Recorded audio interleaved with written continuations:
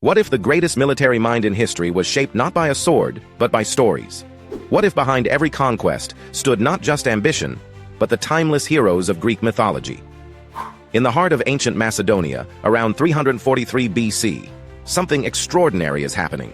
A 13-year-old prince sits in a marble courtyard, surrounded by olive trees and mountains. Before him stands the greatest mind of the age, Aristotle, philosopher of Athens. This isn't just any lesson. This is the forging of a legend. Aristotle has been summoned by King Philip of Macedonia for one purpose: to educate his son, Alexander. For 3 years in the peaceful sanctuary of Mysa, the philosopher will pour knowledge into the young prince's mind. They study science, medicine, philosophy, and logic. But there's something else, something that will change the course of history.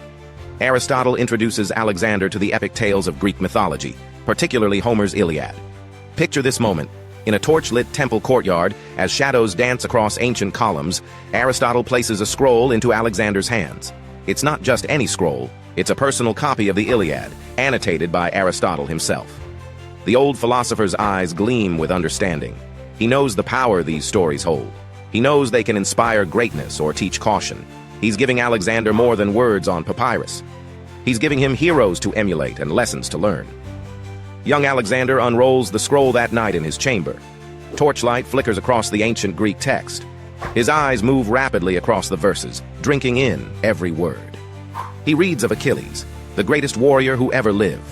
He reads of honor, glory, and the price of immortal fame. He reads of gods intervening in human affairs, of destiny and choice. Something ignites within him.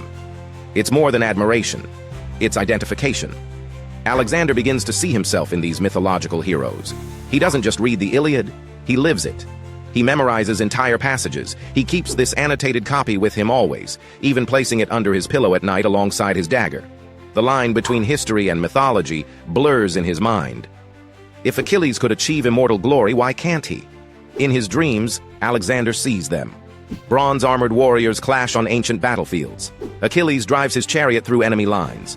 Hector defends Troy's walls. Gods watch from Mount Olympus, deciding the fates of mortals. Storm clouds gather over epic confrontations. These aren't just stories anymore. They're blueprints, they're prophecies, they're destiny calling. But Aristotle's lessons go deeper than mythological inspiration. The philosopher teaches Alexander about Greek culture, about the concept of arete, excellence in all things. He teaches him that true greatness combines physical prowess with intellectual wisdom.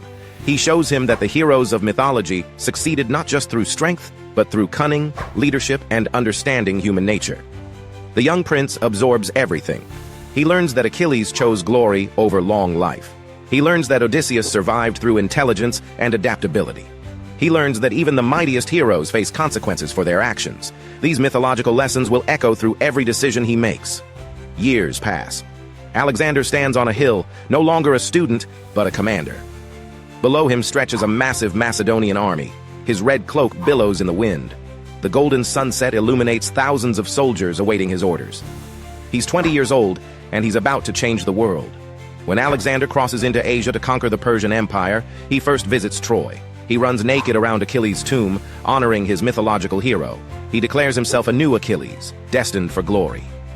The stories Aristotle gave him aren't just inspiration. They're the lens through which he sees his entire life. Alexander conquers an empire stretching from Greece to India. He spreads Greek culture across the known world. He names 70 cities after himself.